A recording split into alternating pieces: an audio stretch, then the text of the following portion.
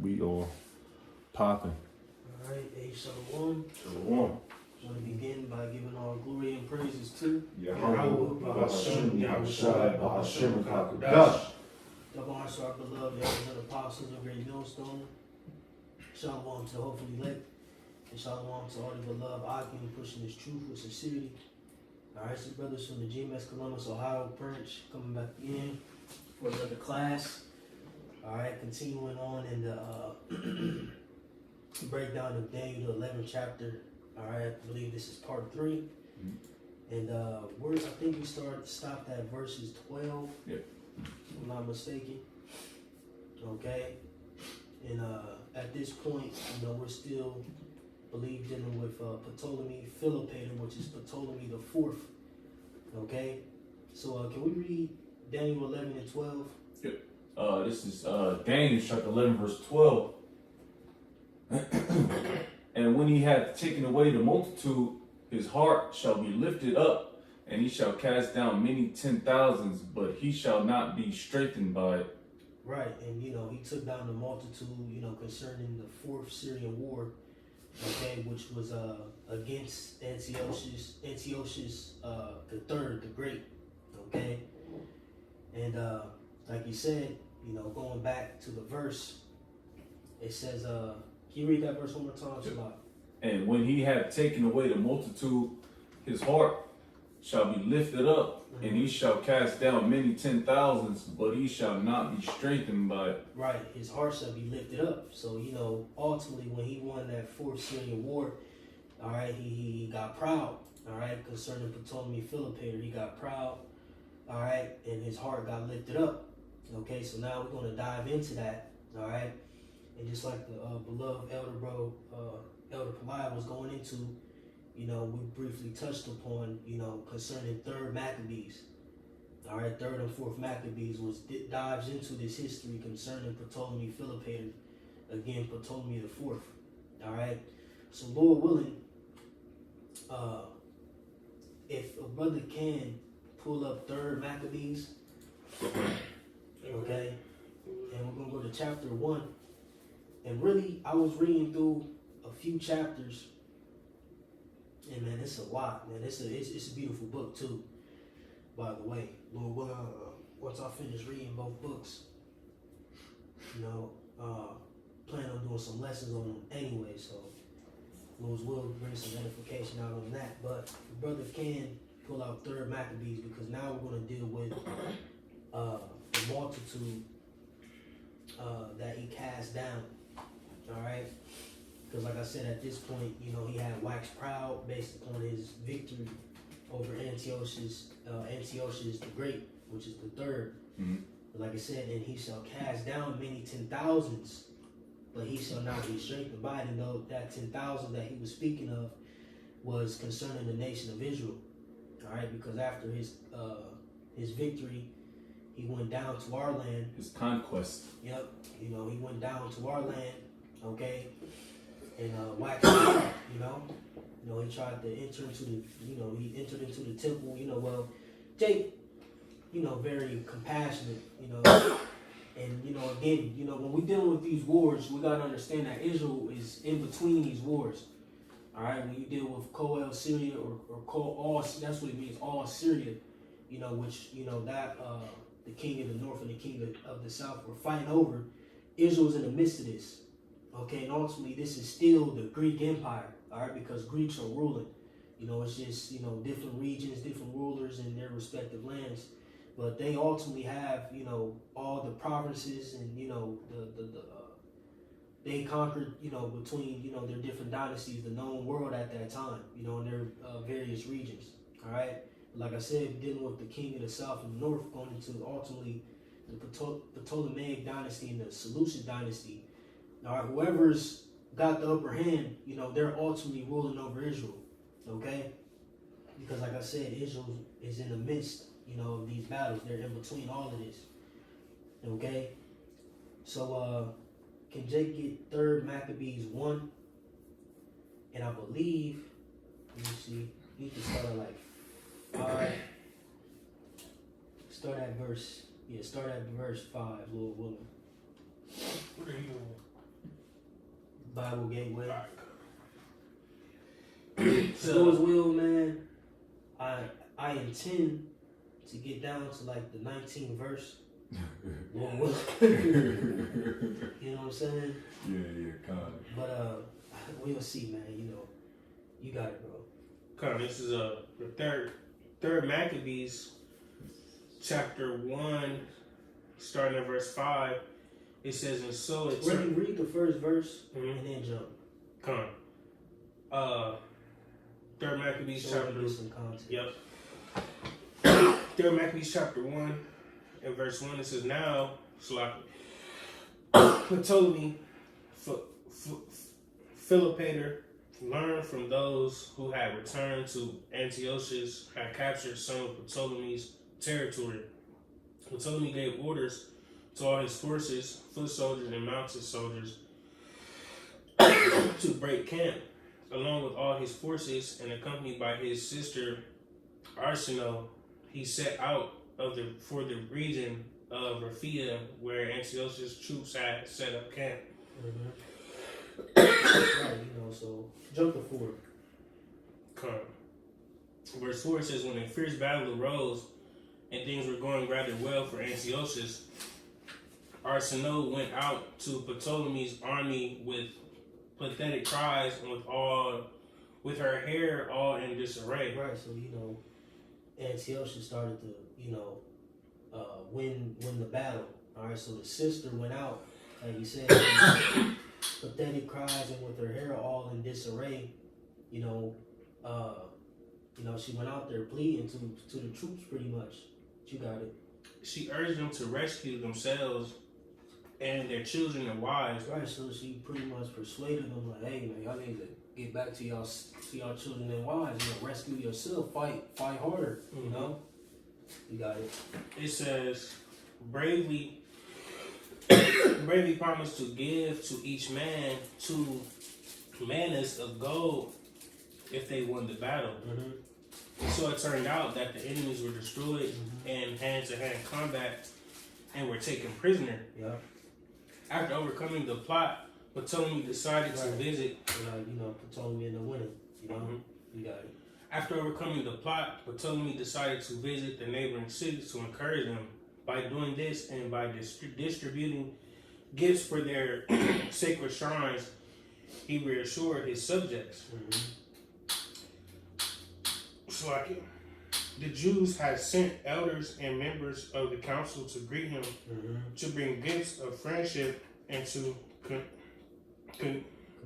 congratulate him on recent events. As a result, he was even more eager to come to them as soon as possible. So he traveled to Jerusalem, sacrificed to the supreme God, made thank offerings, and did what was appropriate for the temple. As he entered the temple, he was struck with amazement at its brilliance and beauty. And as he admired the orderly arrangement of the temple. Right, so he comes to Jerusalem. Pretty much we pay homage. Congratulate him. Because like I said, ultimately, we're subject. To him. At this point. All right. But you got it. Verse 10, as he admired the orderly arrangement of the temple, he conceived a notion to enter into the holy place. Right, so if you know anything about the temple, all right, you have separate parts of the temple, okay, and if you remember, we did a class on the temple, all right, real quick, just so Jake get I don't know if Jake feel like put a picture up. Yep, as a just like a visual. Yeah, this is heavily. Because you had the Holy of Holies, which was only the high priest could enter. Okay.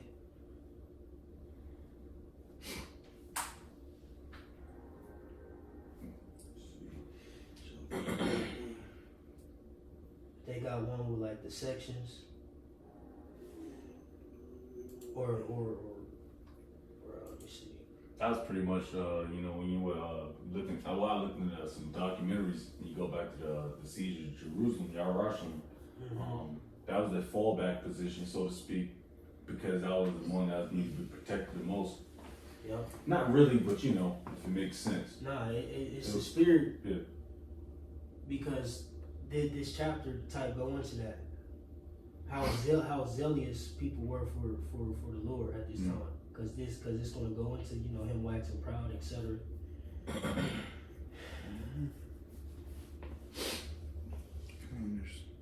Yeah, I got one. That's a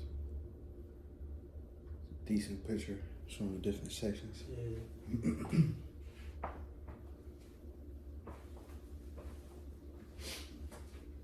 The water.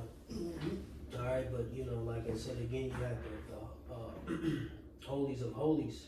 All right, and only the high priest could enter. You know, and this man told me Philopator, he wanted to enter into that place, which was forbidden. All right, but you can continue your call. Verse. You know, you have the outer court. You know what I'm saying, so on and so forth. You know, visual. Verse 11. But they said that it wasn't right to do this, since even those of their own nation weren't permitted to enter it. Mm-hmm. Not even all the priests were allowed. See? But only the chief priest, Yep. who was in charge over all, and he could do so only once a year. Right. The chief high priest, only he could enter into the holies of holies. All right. You know, you got it. But Philopator wasn't at all persuaded. Even after the law was read to him, he continued to claim that it was necessary for him to enter, saying, "Even if those persons are denied this honor, I shouldn't be." Right. See, he waxed proud. Yeah. See, that's how he got proud. You know, like I said, he won that battle. Okay. And then from that, he got lifted up. He's like, shit, you know, me? I can't enter into the, you know what I'm saying? But like they went into, they showed him the law, etc. Like, hey, this is forbidden. You know, you got it. He asked why, when he was entering every other sacred place, none of those present prevented him. And someone said, without thinking, that he was real wrong to speak of this as a sign. Mm-hmm. When even if for some reason this were true, Philopator replied, "Why should I, of all people, not answer, whether they are willing or not?" Mm-hmm. But the priests fell to the ground, still in their sacred robes. They filled the temple with crying and tears, praying to the supreme God to help them and to change the mind of the one who was wrongly imposing himself. Right, so they, you know, prayed like, man, because they felt ashamed like that. You know, they didn't want to get, you know, pretty much judged based upon, you know, this man entering into the temple because they knew it was forbidden, you know. So they prayed, you know, hey, you know, this is off. To, you know, to Yahweh Bahashem Yahweh Shai, you know. You got it. Read what verse you want? 17. Yeah, read to like 22. Come. It says, "Those who were left in the city were troubled and hurried out, thinking something mysterious was happening. The young girls who had been kept secluded at home rushed out with their mothers. They sprinkled their hair with dust and began to fill the streets with weeping and groaning. Mm-hmm. Even the young women who had just been adorned for their weddings left the bridal bedrooms that had been It's how prepared for much the our marriage night." people love the Lord then, you know? They heard the uproar, they you know, things start rumor, you know what I'm saying? They start hearing what was going on. They left everything to go and pray, you know? You got it. It says, "Neglecting all proper modesty, they came together in the city in a wild rush. Mothers and nurses left newborn children here and there, some in houses, some in the streets." So they left their kids. You know what I'm saying? Mm-hmm. You know? You got it. "And crowded together into the Most High temple without looking back. Mm-hmm. The people who assembled offered all kinds of prayers on account of the evil plot of the king. Mm-hmm. Some of the bolder citizens weren't going to put up with his intended plan or fulfill what he had in mind. They rallied each other to attack with weapons and to die courageously for the sake of the law of their ancestors, Mm-hmm. creating a great uproar in the holy place. Mm-hmm. The old men and the elders were barely able to restrain them, but turned them at last to the same stance of prayer." Come. Pop. Now, Lord's will, jump to the second chapter, start at verse 21. You know, because when you go up, and I was reading this, and I had put a screenshot. He said something beautiful in this. The high priest Simon, you know, prior to this, what we're gonna go into, you know, he pretty much prayed. You know, he said a very heartfelt prayer, man. It's a beautiful prayer. You know, but Jay can read that on their own time, Lord willing. But you can start at verse 21, because like you said, you know, in verses 12. Again, it says, and he shall cast down many 10,000s, but he shall not be strengthened by it, right? You know, ultimately him being lifted up in pride, you know, work for his detriment, you know. It was for naught, you know, because he didn't gain nothing from it. You got it. So 3 Maccabees chapter 2, in verse 21, says, then the God who watches over all things, the first father of all, holy among the holy ones, heard this lawful prayer. He said, holy among the holy ones. Go ahead, bro. Heard You holy among the holy ones. Fire. Go ahead, bro. Heard this lawful prayer and scores the one who had claimed too much for himself in his violence and arrogance. He said, the prayer of the humble pierces the clouds. Mm-hmm. You got it. It says, the Most High shook him this way that as a reed is shaken by the wind, with the result that he lay helpless on the ground, his limbs were paralyzed, and he was unable to speak since he was struck by a just judgment. So he down there had a seizure. You know, seized up. Oh, you know what I'm saying? Tightened up. You got it. His friends and bodyguards saw that the punishment that had seized him was severe. Fearing that even his life might fail, they quickly dragged him out since they were terror-stricken. Mm-hmm. After a while, the king recovered. Even though he had been punished, he didn't change his heart and mind at all, but went away issuing bitter threats. Yep. Keep going. When he had returned to Egypt, Right, so this is when he's going to start casting down Jake. No? Go ahead, bro. When he had returned to Egypt, he added to his evil deeds with the assistance of his drinking companions and friends who were strangers to everything just. The heathens, man. Mm-hmm. Were strangers to everything just. And these were Edomites, by the way. You know, and he was in Egypt, so it may have been Ham, you know. So, you know, all the nations, you know, whoever was in power, they had all other nations amongst them. You know, it's a melting pot. You know, but we understand that, you know, Ptolemy, Philopator, etc., though they all go back to Edom, you know, stemming from, you know, Macedon. You got it, bro. Verse 25, when he had returned to Egypt, he added to his evil deeds. Verse 26, he wasn't afraid with his innumerable indecent acts, but he also advanced to such a degree of impudence that he circulated false reports in the various districts. Many of his friends took note of the king's purpose and followed his lead. He proposed to spread blame publicly against the Jewish nation. He set up a stone near the tower in the courtyard with the following inscription carved upon it. Right, so, you know, this goes to show again that the Israelites were scattered. So you had Jews in Alexandria, Egypt. And this is a good thing to reference concerning 70 AD. You know, when we fled into Africa. Right. You already had, you know, Israelite communities in these different areas in Africa. You know? So this help proves that further. See? The diaspora, you know, or us being dispersed. You know, where did Jake flee to? Jake fled to Africa because there were communities already in Egypt, already in, you know, parts of Africa, etc. You know? But you got it. Verse 28, it says, none who refuse to sacrifice are to enter into their sanctuaries. In addition, all the Jews are to be registered in their property catalog. Those who object are to be taken by force and put to death. And watch this right here. This is Esau. It says those who are registered are to be branded on the body by fire with the ivy leaf sign of Dionysus, and are also to be assigned to their former limited civic status. You see? It says those who are registered are to be branded on the body by fire with the ivy leaf sign of Dionysus, and are also to be assigned to their former limited civic status. Now, what that sound like coming up? Ooh-wee, Revelation 13. Edom. So their punishment was them being branded, okay, and ultimately they had to be branded with this leaf to what show their allegiance to who? Ptolemy Philopator. Mm. You see? So he came down with that wrath, like, all right, you know, you got it, bro. It says, verse 30, but so as not to seem hateful to all, he added, but if any of them should prefer to join those who have been initiated. Real quick, so like that symbol that was it Dionysus? Dionysus. Okay. Dionysus.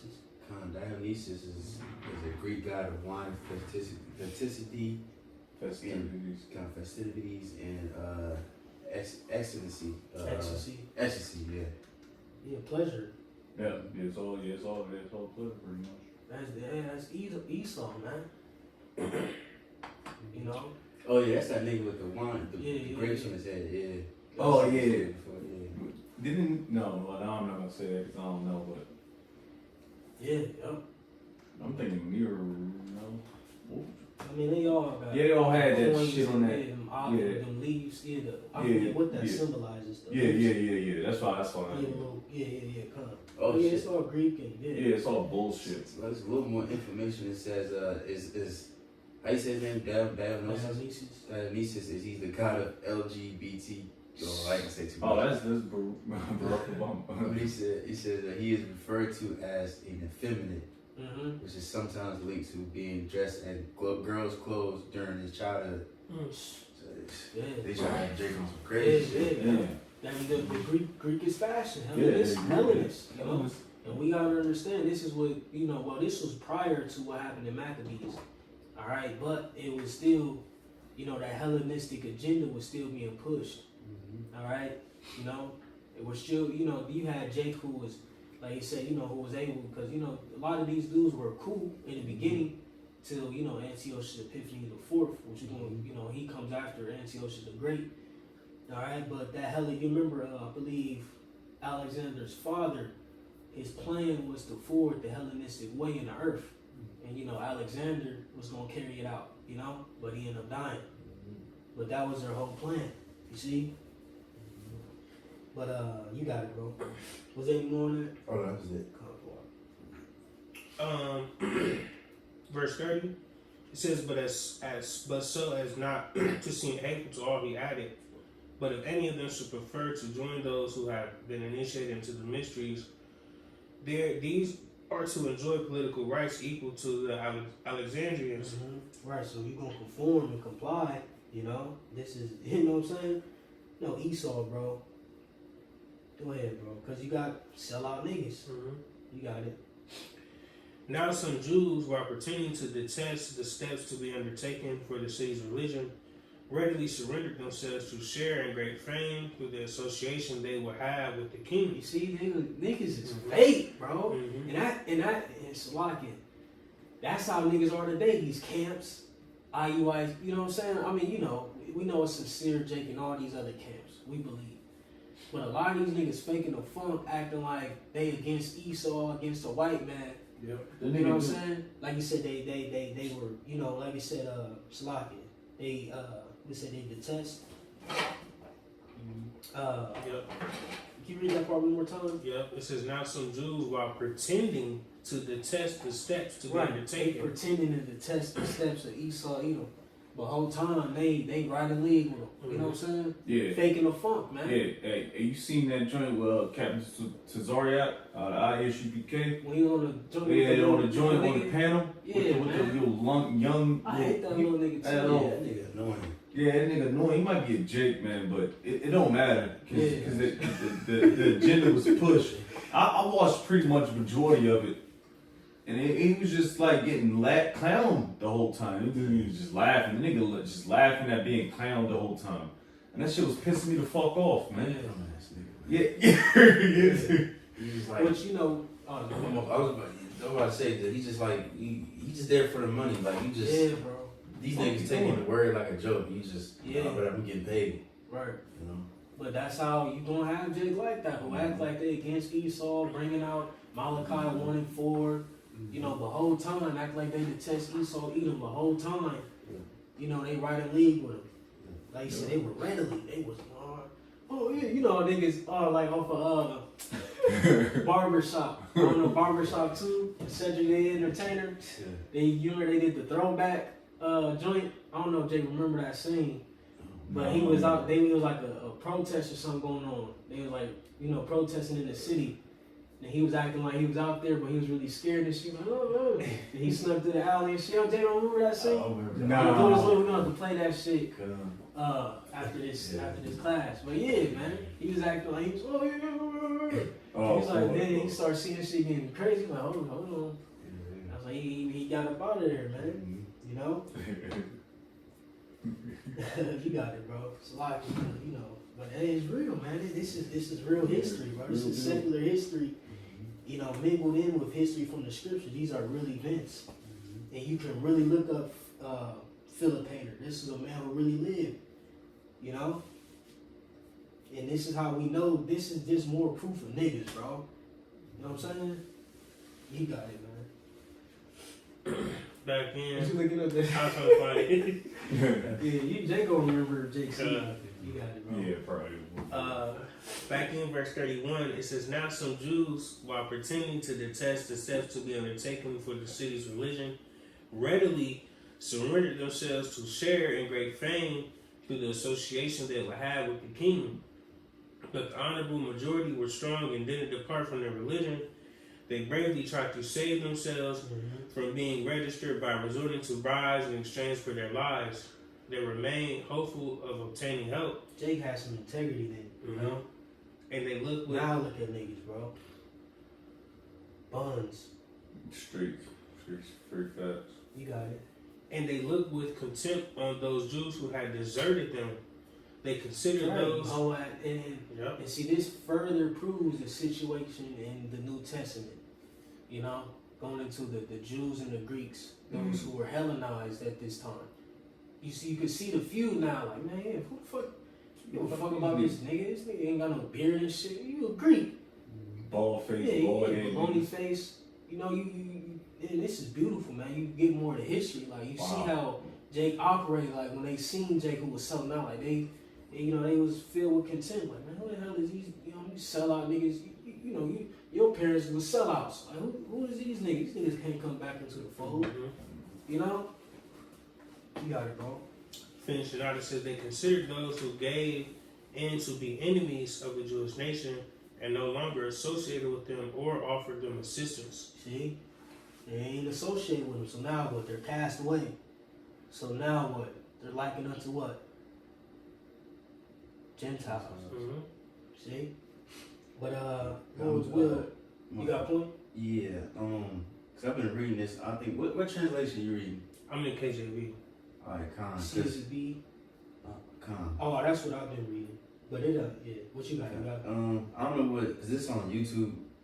I don't know what version this is. Oh yeah, this CEV. I thought I changed it. Oh, so this might be a KJ, I believe. I'm gonna read that same verse. Well, in the middle, towards the end, it says they abhorred their own apostates. I believe that's the word. Consider them to be a natural foes, and debarring them from the common usage of social intercourse. It's just like the Lord said, like certain, like you don't keep the Sabbath or Passover. Sometimes you get put to death. But also says that soul be cut off. So Jake was like, "Now we ain't dealing with you niggas at all. Like y'all ain't Jews, pretty much. Y'all just enemies. Y'all enemies to our nationality." Alexandrians. Yeah.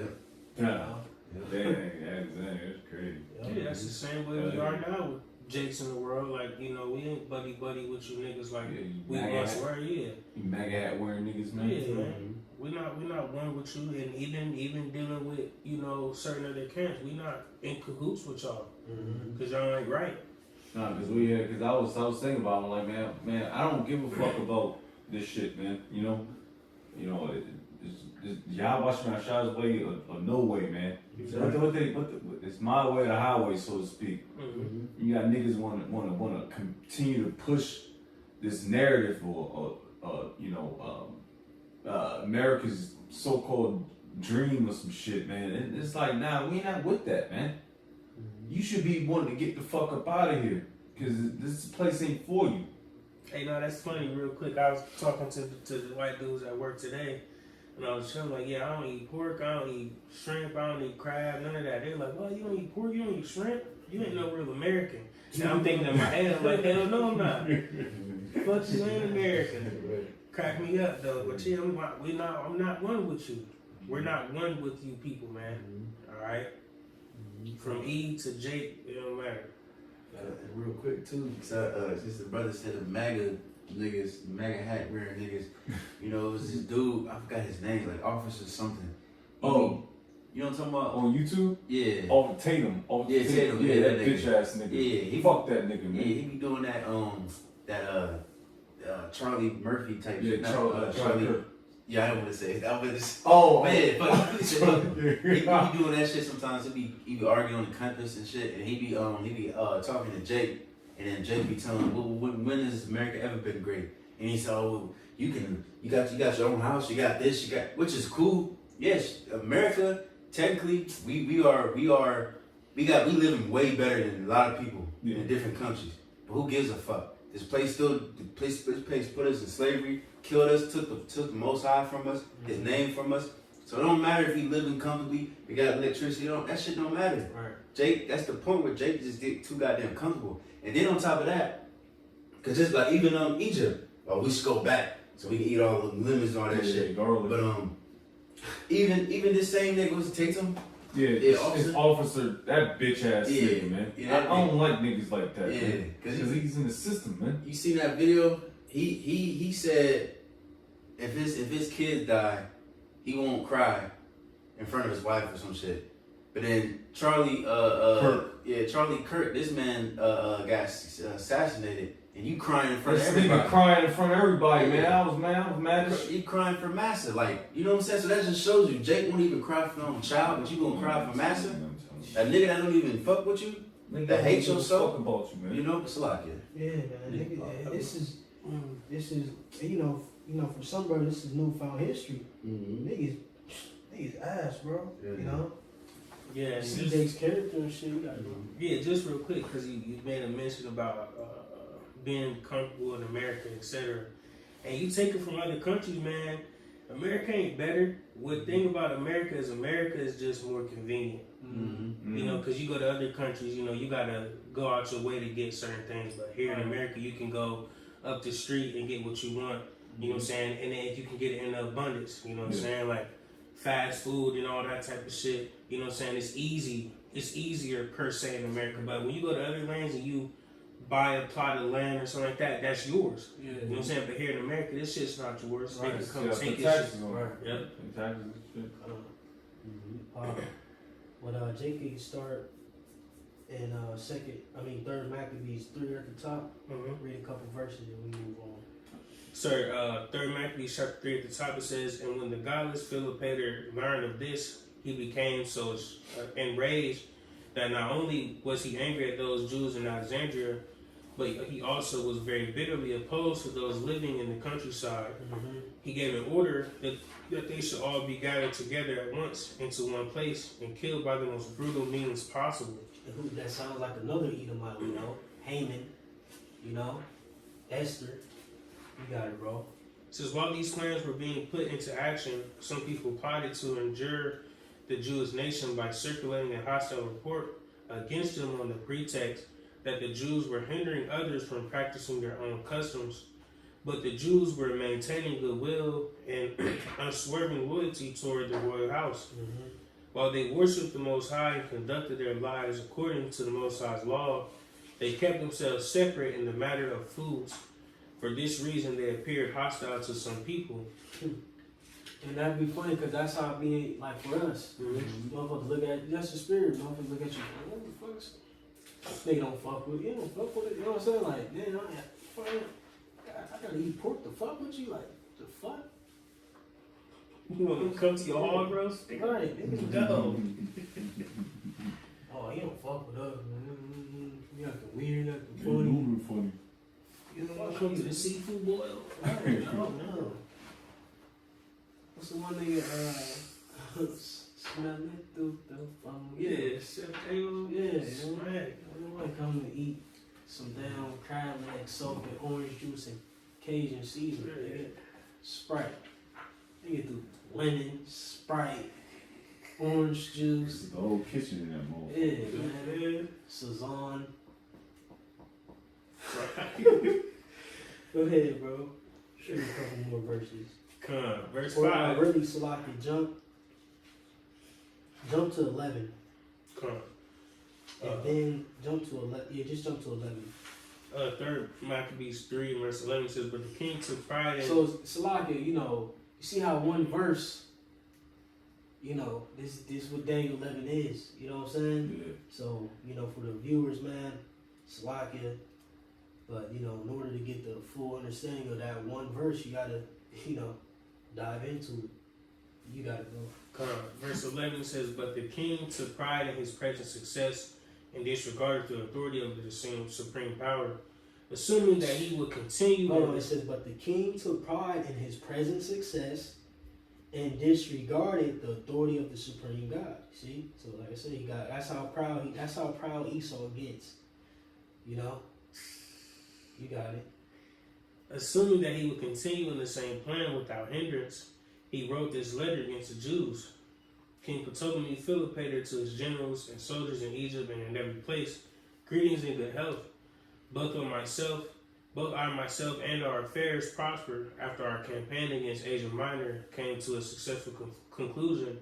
As you yourselves are aware, with the gods fighting among us, we thought that we should care for the nations inhabiting Syria and Phoenicia, not with the violence of the spear, but with fairness and much kindness, eagerly treating them well. After we had distributed generous funds to the temples in every city, we proceeded also to Jerusalem. We went up to honor the temple of those wretched people. Right, because remember, he was spreading, gifts, etc. after his victory, to the different provinces, etc. That ultimately, or the different regions, their gods, whatever the case, temples, so on and so forth. You got it. We went up to honor the temple of those wretched people who never ceased from their folly. They spoke as if they welcomed our presence, but in fact they acted in a way that was dishonest. Yeah. Going to show you, man, that these other heathen nations, they're not. That's how you know these other heathen nations, God isn't the true God. You know what I'm saying?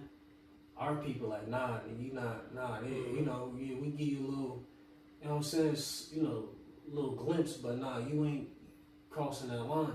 And Jake was ready to die at that point for it, grab weapons and all that. Like, man, she was going to have to kill this thing.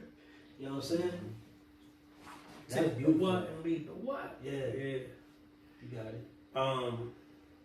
Verse 17. So they spoke as if they welcomed our presence, but in fact they acted in a way that was dishonest.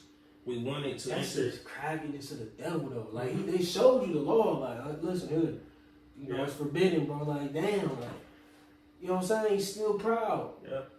And then you flip the script on them. Right. Like they wrong. Like they wrong.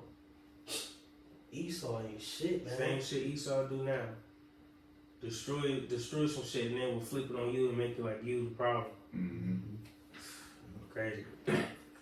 Finishing out, it says, but Because he don't know his limits. when we wanted to enter their sanctuary to honor it with the most extraordinary and beautiful gifts, they were carried away by their traditional arrogance and prevented us from entering.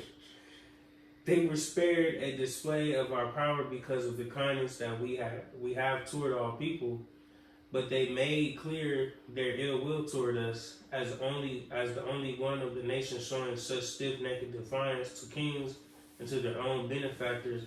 They aren't willing to receive anything sincere. Jump to 25 once you're done. Come on.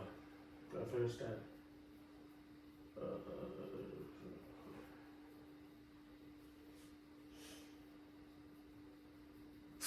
Esau something else, man.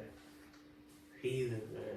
He said verse 25, Salaki. Come on. Jumping to verse 25, it says, we have given an order that as soon as this letter arrives, you are immediately to send us to those Jews who live among you, together with their wives and children, to suffer a certain and shameful death, appropriate for enemies, treat them harshly and abusively, and bind them on all sides in iron chains.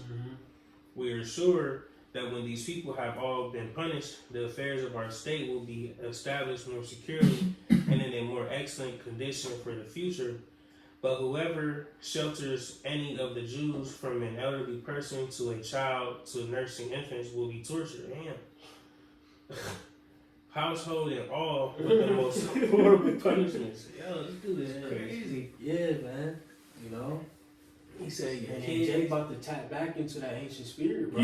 Yeah. He about to tap back into that torturing, clipping niggas, you know, that hostile shit. Clipping niggas, you know, big toes off and, you know what I'm saying? Dude Guillotine. said from your kids to your granny. Yeah. He's, Everybody's you know, going everybody's down. going. Wow. You know, so this is the letter he sent out, man, to get Jake out of there, you know, so. And You what's know- a quick sloppy? Yeah, but you know, through the spirit, you know, for time's sake, man, that's probably half the video, man. It's locking, bro. But we already talking about yeah, man. But you know, you want further information on, you know, what happened. You know, Lord's will, Jake could just, you know, continue reading, or you know, take the time to read Third Maccabees, etc. You know, for more secular history concerning, you know, that one verse. But you want to make a point? Yeah, just real quick, because you know he's sending out these threats and you know what I'm saying, executing on these things. You know what I'm saying, like the brother said, these things are going to come back. Just like he's saying, he's going to go from your peoples, your granny to anybody. You know, if you go against this, man. So you know it's going to come that time for us. You know when, you know our peoples. You know what I'm saying. You know our peoples might be cool with us now, but when Esau come down trying to, you know. You know, yeah, trying to, you know, hey, if you don't do this, man, give them up or whatever, we gonna kill y'all, we gonna torture y'all, you know what I'm saying, until we get to them. You know what I'm saying? So it's all a ramp up effect, man, that's gonna happen real soon. Calm. But Jake can jump back to Daniel 11. Back to Daniel 11 and 13. For the king of the north shall return, and shall set forth a multitude greater than the former, and shall certainly come after certain years with a great army and with much riches. Right, and this is still dealing with Antiochus III. Okay, you know, because again, you know, he lost the Fourth Syrian War to Ptolemy Philopator. You know, when he regrouped, you know, he went back and regrouped. Okay, and at this point, you know, now, you know, he's ready to set forth his conquest once more. Okay? You know, and by this time, you know, once he went on his second run, you know, whatever, you know, Ptolemy the fifth, all right, Ptolemy the fourth son, all right, which is Ptolemy the fifth Epiphanes, you know, is now in power. Okay? You need a sea truck? Oh, yeah, right there. This one? Oh, shit, I can cut this joint on, man. You good? You got your second joint? Yeah, I got another charger too. All right, come. Verse 14. And in those times there shall many stand up against the king of the south. Also the robbers of thy people shall exalt themselves to establish the vision, but they shall fall. All right, so now can Jake cue up, well, real quick, Lord willing, can Jake, can we cue up Antiochus III the Great? And then can we cue up Ptolemy the fifth Epiphanes? And then can we cue up the fourth or the Syrian Wars? Should be on Wikipedia. Should have them all in line. I I got Antiochus III. Okay, come. Did we read something? Yeah, we read it. Tapped into some of his. Not of him though. We haven't. No. Well, let's just read a little bit of it. You know, a little Alright. bit about him. I got it. Top I got it if you want. Yeah, up the wall. This is Antiochus III the Great. Antiochus III the Great was a prominent Hellenistic king of the Seleucid Empire, known for his military campaigns, administrative reforms, and efforts to restore the empire's power from 223 to 187 BC. Early life and ascension to the throne. Antiochus III was born around 241 BC to Seleucus II, Callinicus, and Laodice, II. He ascended to the throne at the age of 18 in 223 BC, following the assassination of his brother Seleucus III, Cyrenius. His early reign was marked. Hold on, give me a second. His early reign was marked by challenges, including a fragmented empire and revolts from governors in key regions, military campaigns and achievements. It says Antiochus III is best known for his ambitious military campaigns aimed at restoring the Seleucid Empire. Right, you see, so like you said, like I said, during the Fourth Syrian War, he lost, but he regrouped. All right, because at this point, the Ptolemaic dynasty down there in Egypt was facing, a lot of turmoil, inner turmoil, economic, or things with the economy was failing. You had a lot of revolts going on, rebellion going on. You see, so Antiochus or Antiochus, some brothers say Antiochus. He seen this, all right, and tried to take advantage of it. All right. So if a brother can get the Fourth Syrian War and read the first 3 paragraphs, Going on Wikipedia. Yup, Fourth Syrian War. Just click it on the wiki, then it's going or type in Syrian Wars. 6 Syrian Wars. Because like I said in verse 13, it says, "For the king of the north shall return, and shall and shall set forth a much greater and shall set forth a multitude greater than the former." Right, so we regrouped, got more troops, expanded, and shall certainly come after certain years with a great army and with much riches. Right, so we let the things settle. Ptolemy the Fourth died. Now Ptolemy the Fifth is in power, but he's very young at this point. And like I said, Egypt is going through a lot as well. So he's trying to take advantage of this, which is going to go into the Fifth Syrian War, okay? Which, he tried to strategically, make moves during that as well. You know? It just kind of sounds like America, so to speak. Yep. You got it, though. Whoever. You got it. No, it ain't. Oh, okay. I get it. Where you at? Nah. Syria. Oh, Slovakia. Okay.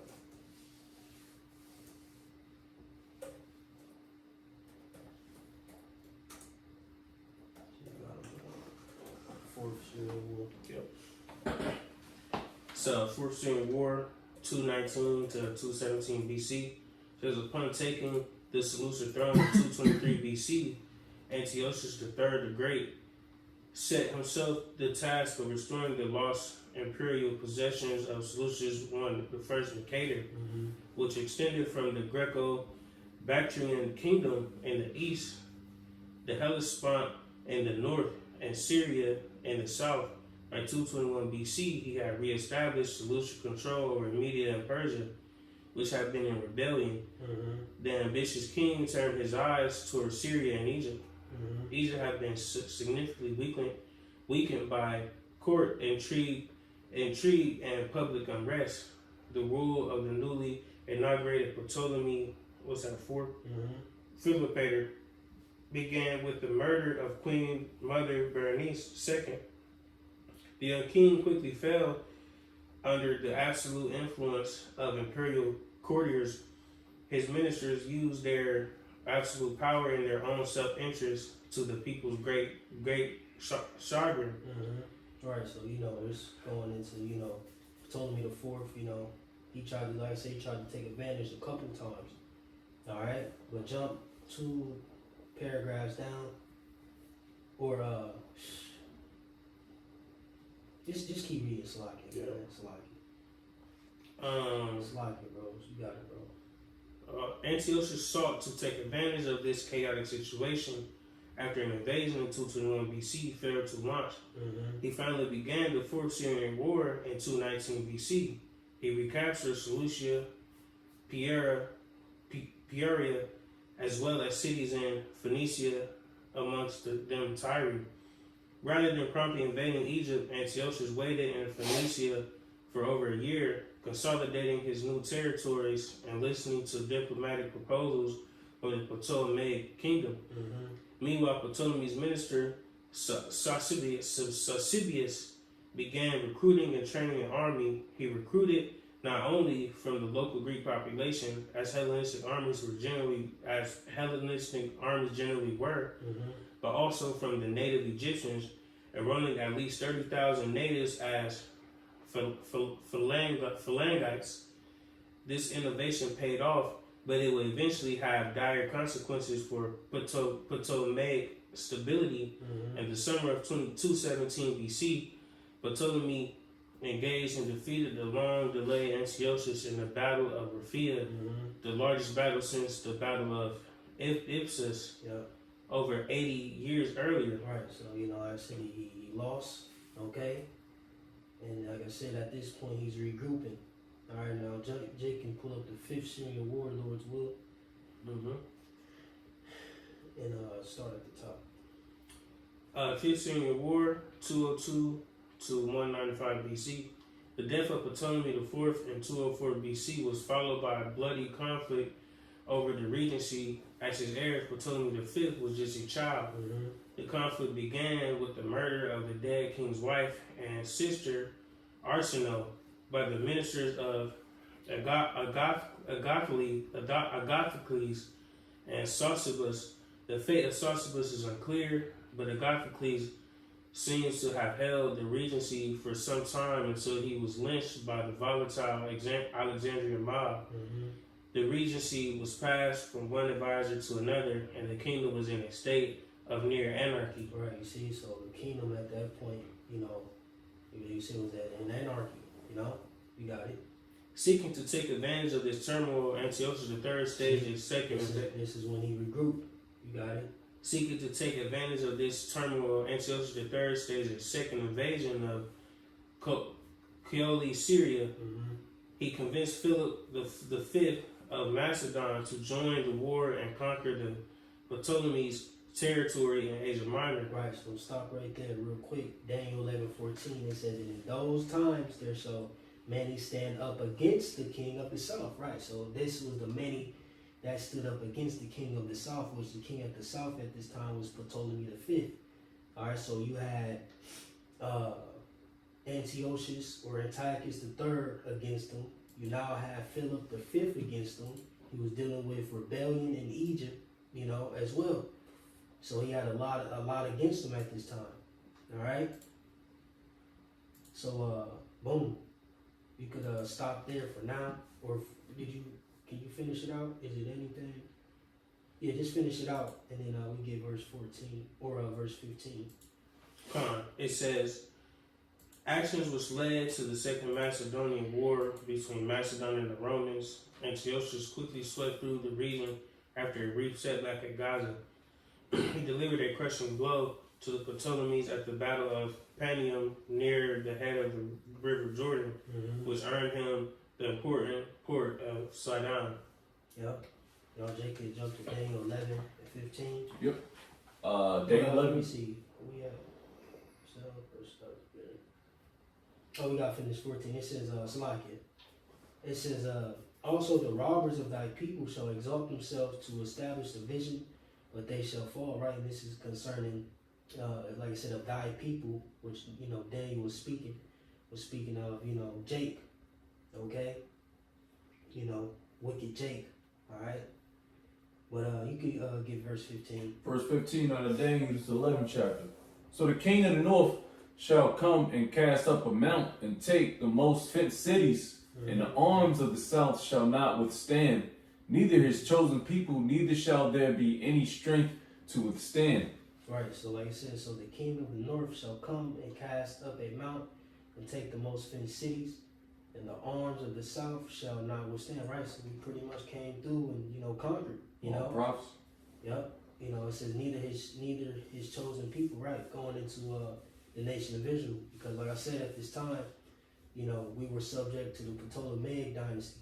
You see, you got it. It says, but he that cometh against him shall do according to his own will, and none shall stand before him, and he shall stand in the glorious land, which by his hand shall be consumed. Mm-hmm.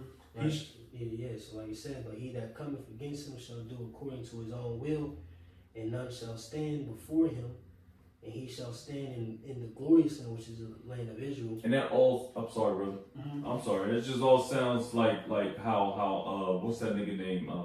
Christopher Colombo, man. Yeah. How he manifest destiny, how he came and took this land. You It's know. Esau, man. Yes, Esau, man. But real quick, can we matter of fact, you keep going. All right. Verse 17. He shall also set his face to enter with the strength of his whole kingdom, Mm-hmm. and upright And ones. he here is Antiochus Epiphanes the third, or something like Antiochus the Great the third. We still dealing with him. You got it. Kingdom and upright ones with him. Mm-hmm. Thus shall he do, and he shall give him. The upright ones is the nation of Israel. And shall give him the daughter of women, corrupting her, but she shall not stand on his side, neither be for him. Right, come on, so boom. Yeah. You know, at this point, Antiochus the Great the third, all right, now, okay, offers up his daughter to Ptolemy the fifth. So Lord's will, can we pull up Ptolemy the fifth?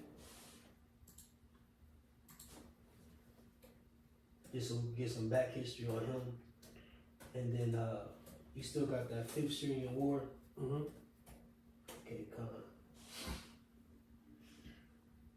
on. All right. And then Lord's will, I have you continue in there after you read a little bit on I got a quick on it. Ptolemy the fifth of Epiphanes, also known as Ptolemy the Manifest. That's funny. Was a significant figure in the history of ancient Egypt. He ruled from 204 BC until his death in 180 BC, and is remembered for his tumultuous reign, marked by both internal upheavals and external threats. His life, reign, and accomplishments are central to understanding the decline of the Ptolemaic kingdom, as his rule marked a turning point in Egypt's history during the Hellenistic period. Ptolemy V's reign began with disastrous civil wars and was followed. Oh man, you can't make, man. Because every time I'm thinking about this dude, this Cracker, I'm thinking about America, how DJ Trump is running America.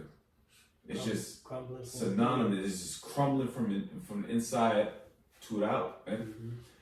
Disastrous civil wars, and was followed by the Fifth Syrian War against the Seleucid Empire. Despite these challenges, his reign contributed to the rich tapestry of Hellenistic history and left enduring legacies, most notably the Rosetta Stone, which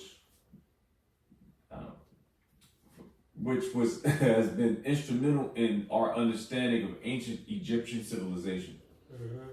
Gone. Right. Yeah, that's pretty much the, Yep. All right, so real quick, let me go through something real quick. Yeah, it just shows you the signs as how synonymous everything is with the Edomites today. Nothing changed. Nothing's changing, man. The Greek Empire, the Roman Empire, Roman 2.0, which is pretty much Babylon the Great, the whore. It just shows you the playbook, man. And you know what, you niggas still wanna be all cutesy with the so-called white man. You gotta rub elbows with him a little bit to eat, and because Deuteronomy tells you that you got the one of all things. You go to your fucking slave master. But I don't mean you gotta go to the fucking Muslim, be a Muslim or a Christian. You lose your heritage.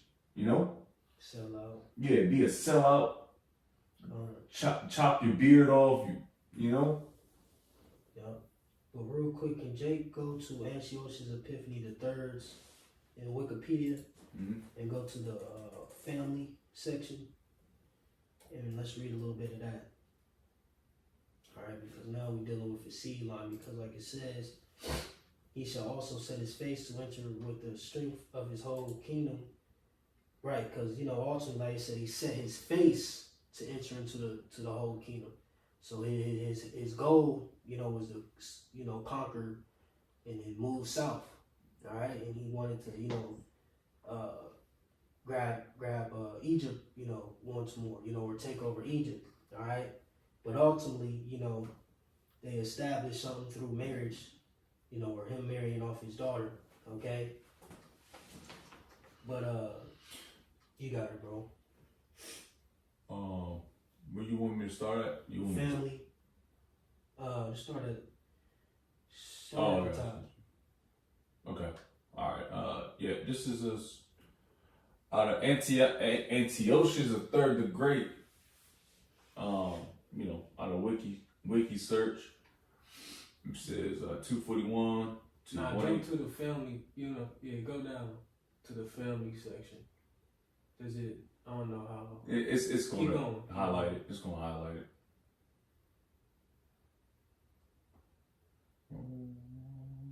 There we go. Right there. All right. We got the family section out of Wiki.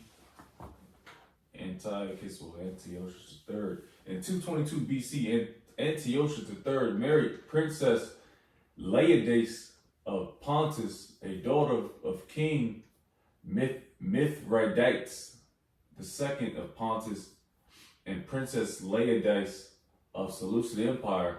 The couple were first cousins through their mutual grandfather, Antiochus II Theos. Antiochus and Laodice had 8 children, 3 sons and 5 daughters. 221 to 193 BC, Antiochus III's first heir, apparent and joint king with his father from 210 to 193 BC, Seleucus IV, Philopator, 220 to 175 BC, Antiochus III's successor. You can just read the names. You ain't gotta read the dates. Just read. Gotcha. Just list off the names Yep. of the daughters. It's daughter, the daughter named unknown, betrothed in Demetrius I of Bactria, Laodice IV, married all 3 of her brothers in succession and became queen of the Seleucid Empire. Through her second and third marriage, Cleopatra I, Syra, married in 193, Ptolemy V, Epiphanes of Egypt. You see, so he married off his daughter. All right. Yeah, it was keeping it kind of. That's how they do it. They keep it kind of close. Right. Pretty much he just, he was using his daughter as a way to gain access or pretty much reign over the Egyptian, region through her. He tried to, he pretty much tried to he pretty much sacrificed his daughter so he could try to slip his way into that kingdom and overthrow it, in a nutshell. Because that's why it says, but a prince for, so like it, no, verse 17. That's why it says, thus shall he do, and he shall give him the daughter of woman, right, which is Cleopatra, the first son of Syria, corrupting her, right? So that was his agenda. Yeah. To use her to try to get in the midst of that, kingdom. Yeah. It says, but she shall not stand on his side, right? So she didn't side with her father. It says neither be for him, right? She didn't, allow him to use her, as a weapon, so to speak, So that ended up, failing. All right. But, the hell with the rest of his children. That's what we wanted. All right. So, did we read some on? Yeah, we read some on Ptolemy 5. But real quick, go to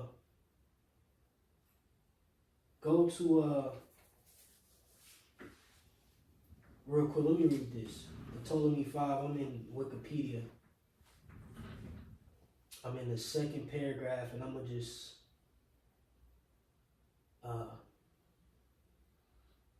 I'm gonna jump to where it says the Fifth Syrian War. Well, starting at the first period, it says the Seleucid king Antiochus III and the Antigonoid king Philip V took advantage of the kingdom's weakness to begin the Fifth Syrian War, in which the Ptolemies lost all their territories in Asia Minor and the Levant, as well as most of their influence in the Aegean Sea. Simultaneously, Ptolemy V faced a widespread Egyptian revolt led by self-proclaimed pharaohs Huanefer and Ankhenefer, which resulted in the loss of most of Upper Egypt and parts of Lower Egypt. Ptolemy V came of age in 196 BC and was crowned as pharaoh in Memphis, an occasion commemorated by the creation of the Rosetta Stone.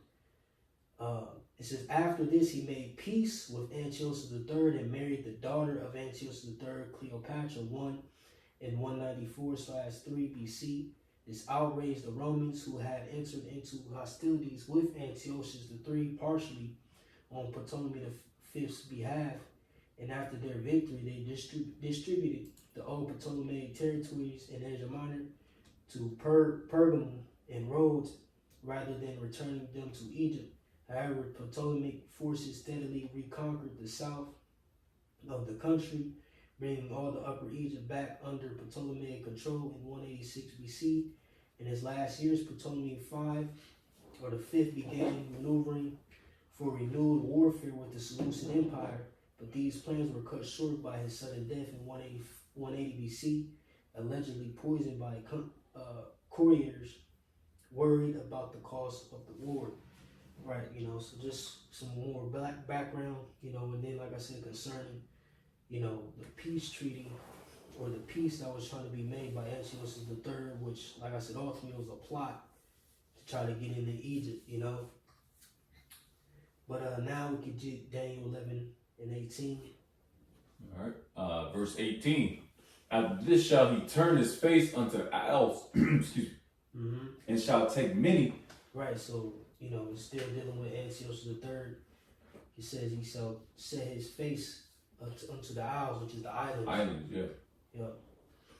But a prince for his own behalf shall cause the reproach offered by him to cease. Right, so real quick, Salakia.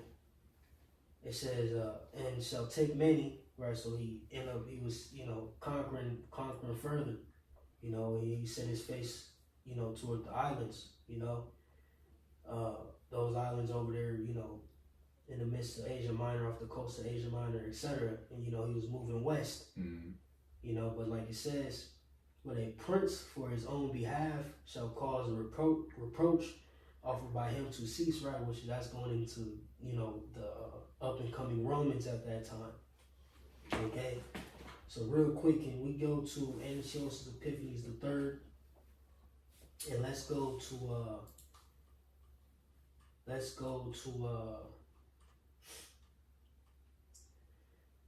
it should be wars against Rome, war against Rome and death. Yeah, got it.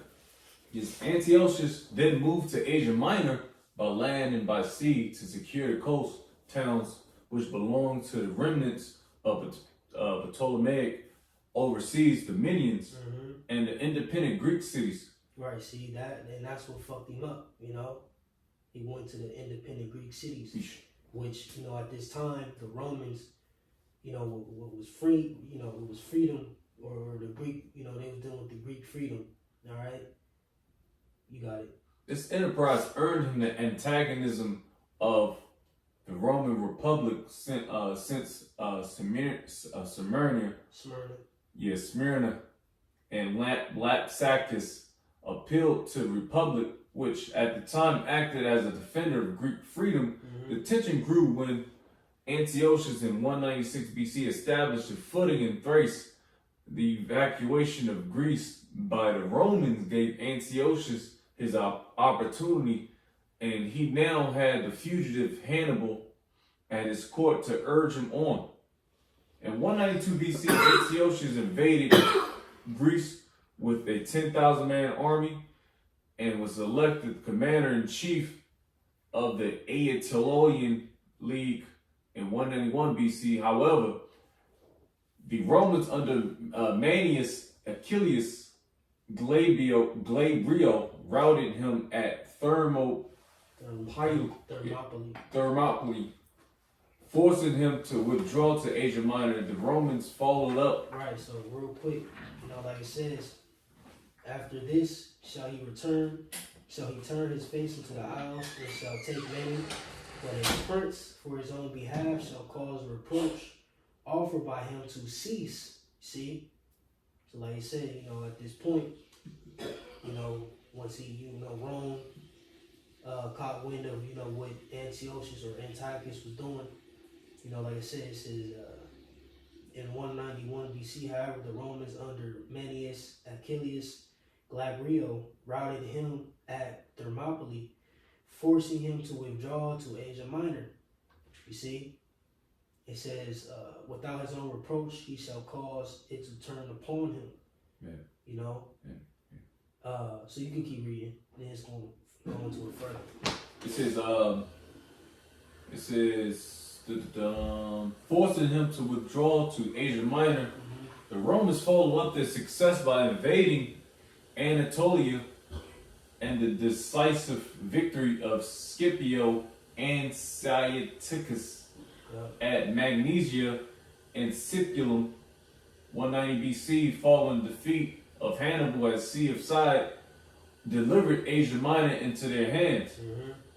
By the Treaty of Apamea, 188 BC, Antiochus abandoned all the country north and west of the Taurus Mountains, most of which the Roman Republic gave either to Rhodes or to the Attalid ruler Eumenes II. Its allies, many Greek cities, were left free. As a consequence of this blow to Seleucid power, the outlying provinces of the empire recovered by Antiochus reasserted their independence. Antiochus mounted a fresh eastern expedition in Luristion, where he was killed while pillaging a temple of Bel at Elymilus, Persia, in 187 BC. Right, so reading verse 19 real quick, it says, then he shall turn his face toward the fort of his own land, right? So he tried to go back to Asia Minor. It says, but he shall stumble and fall and not be found, right? So he ultimately died. God put to death. Yep, so, but real quick, it's a lot, bro. We gotta just real quick go tap Treaty of Apamea, because this is a very, very, man, I'm telling you, the scriptures are real. Type in the Treaty of Apamea. I got it. And then just read. Yep. Because, like I said, Rome, caught his ass in his tracks. They shut all that shit down, Yeah, and this is what they had, documented. Yeah. All right. That war, man. I mean, it is fire. It's a lot, bro. It's a lot. God damn, but it shows you the transition, of kingdoms, so to speak. Right. And now you see Rome growing at this point. And then, we're getting into the New Testament. Well, after this, you had First and Second Maccabees. Yeah. Then, the New Testament. Yeah. You got it. It says the Treaty of Apamea was a peace treaty. Peace treaty. Didn't that nigga Donald DJ Trump just signed one in the Middle East? Like, what the fuck you? Right. Come on, man. The Treaty of Apamea was a peace treaty conducted in 188 BC between the Roman Republic and Antiochus III, ruler of the Seleucid Empire. It ended the Roman-Seleucid War. The treaty took place after Roman victories at the Battle of, Thermopylae. Good Lord. In 191 BC, the Battle of Magnesia in 190 BC, and after Roman and Rhodian naval victories over the Seleucid navy, Esau always been in war, bro. Yo, This nigga this nigga tired. You got it. But jump to terms of treaty. The This treaty. is all going to lead into Antiochus Epiphanes the fourth. This is why we gotta bring this out. And this is in the scripture. This is cold. Go ahead, bro. Terms of the If you treaty. ain't know why this was, it's one of them verses where if you ain't know why this was written, now you know.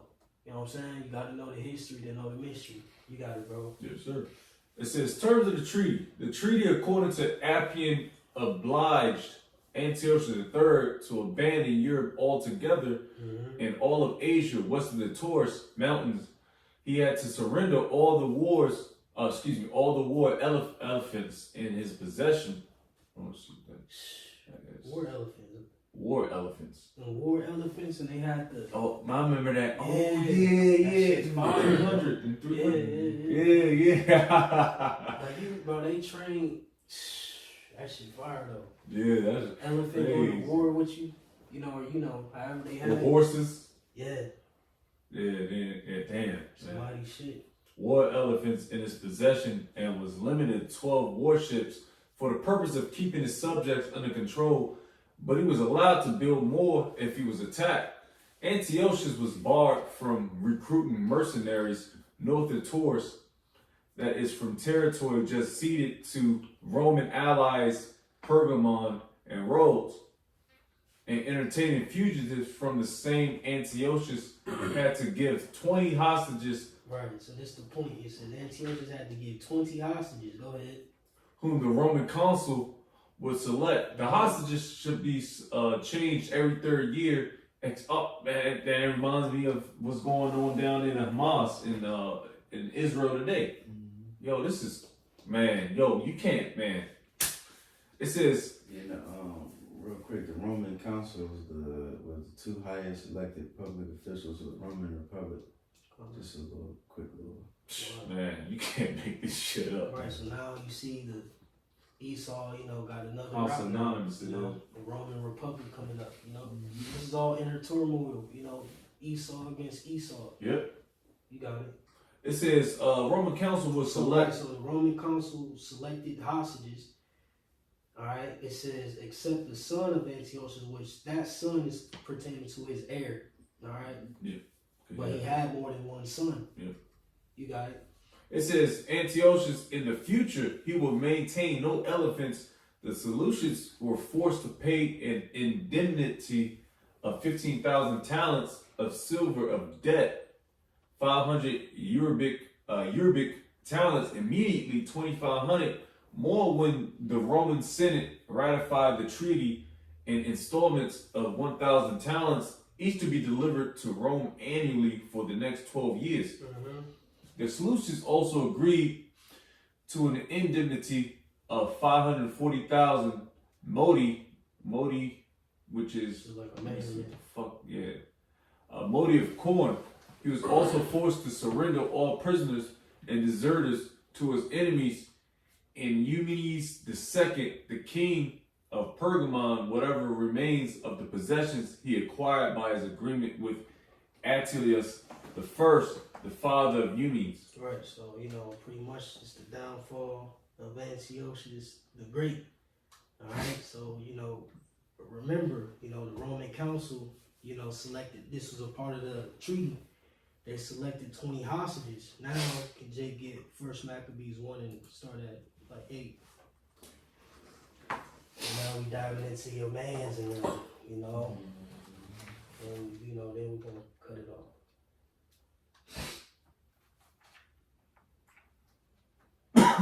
I get it. Give me 1 second. You said First Maccabees what? 1 and 8. I get it. I got it here. First Maccabees 1 verse 8 says, and his servants bear rule, every one in his place. And after his death, they all put crowns upon themselves. So did their sons after them many years. Right, going into, pretty much, and this is so crazy because this first, 10 verses gives a abridged history on the Greek Empire. And you see how much has transpired since Alexander. You know what I'm saying? So this is hundreds of, this 10 verses had to pretty much abridge couple hundred years of history, you know, roughly. You know? But you got it, bro. Or like what? Yeah, something like that. It's like if my math off, but you know, you got it. It says when evils were multiplied in the earth. Mm-hmm. You see all this shit that been happening since Alexander, all the evils that done happened, Yeah. wars, you know. Division. Yeah. That's America. But now we know why this is written. Yeah. Why they say evils were multiplied in the earth. You know what I'm saying?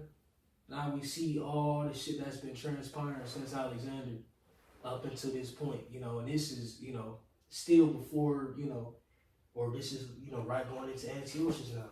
You got it, bro.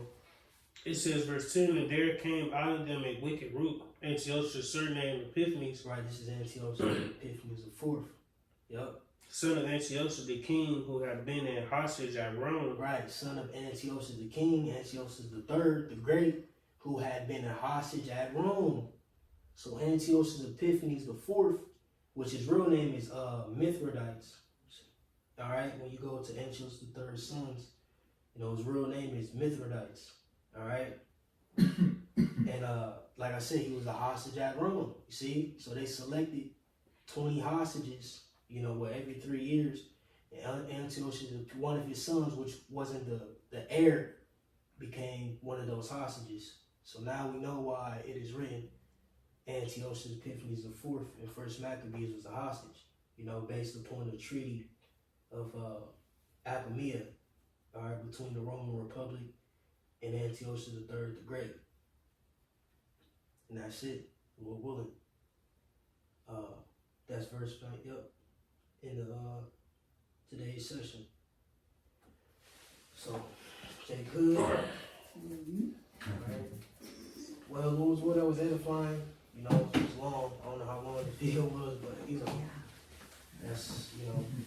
that's the conclusion to this portion. And Lord's will, next week we'll be back for more.